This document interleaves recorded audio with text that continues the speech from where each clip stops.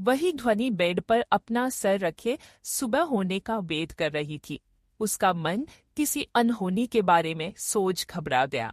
सुबह होते ही ध्वनि पाखी से मिलने भागी।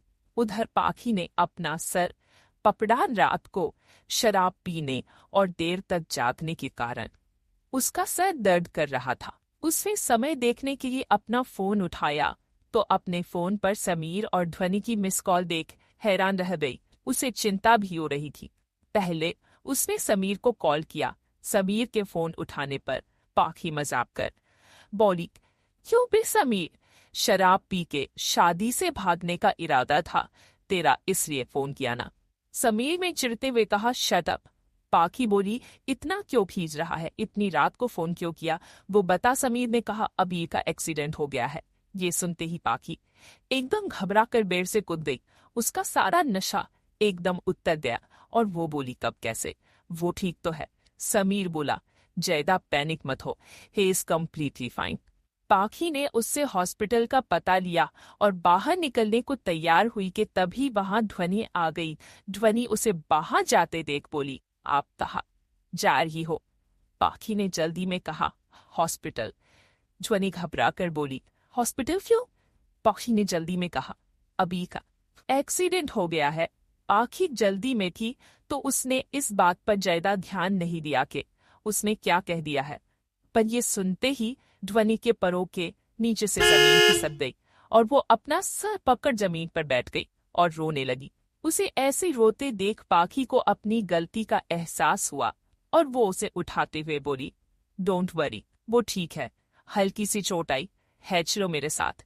ये सुन ध्वनि की जान में जान वापस आ गई और जैसे तैसे से खुद को संभाल वो पाखी के साथ चलने को तैयार हो गई। जल्दी ही वो हॉस्पिटल आ गए। समीर ब्रेकफास्ट लेने बाहर गया था। जैसे ही वो अंदर जाने लगे, एक नर्स वहां आ गई और बोली, आप में से कोई एक आकर हॉस्पिटल फॉर्मेलिटी पूरी कर दे। पाखी ध्वनि से बोली, ध्वनि तो अंदर जाओ, मैं करके आती हूँ। ध्वनि ने हाँ में सर हिलाया और अंदर चली गई। जब वो अंदर आई तो अबीर सो रहा था। उसके सर और हाथ पर पट्टी बंधी हुई थी।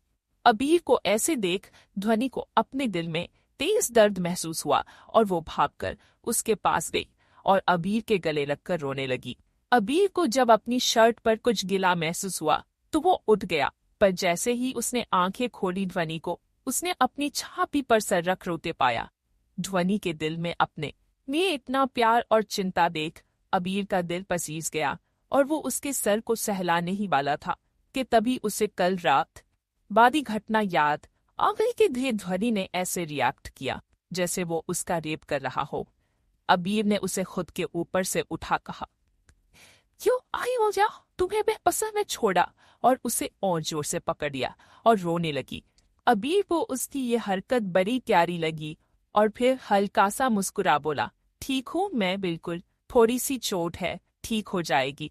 ध्वनि ने सर उठाया और उसके चेहरे को पावलों की तरह चूमने लगी, जैसे खुद को भरोसा दिला रही हो कि वो सच में उसके पास है। वो कभी उसका माथा चूमती, कभी होठों को, कभी गालों को। अभी उसका ये रूप पहली बार देख रहा था। पहली बार किसी की आंखों में उसके लिए इतना प्यार और चिंता थी। अबीर ने साफ देखा वो बहुत डरी हुई थी और उसके बुरी तरह से हाथ कांप रहे थे। अबीर ने उसके हाथों को पकड़ अपने गालों पर रख कहा, मैं बिल्कुल ठीक हूँ, रो मत। अब ध्वनि उसके गले से लग गई। आखिर इस दुनिया में एक वही तो है जो उसकी दिल से परवाह करता है। अगर वो नहीं हुआ तो क्या करेगी?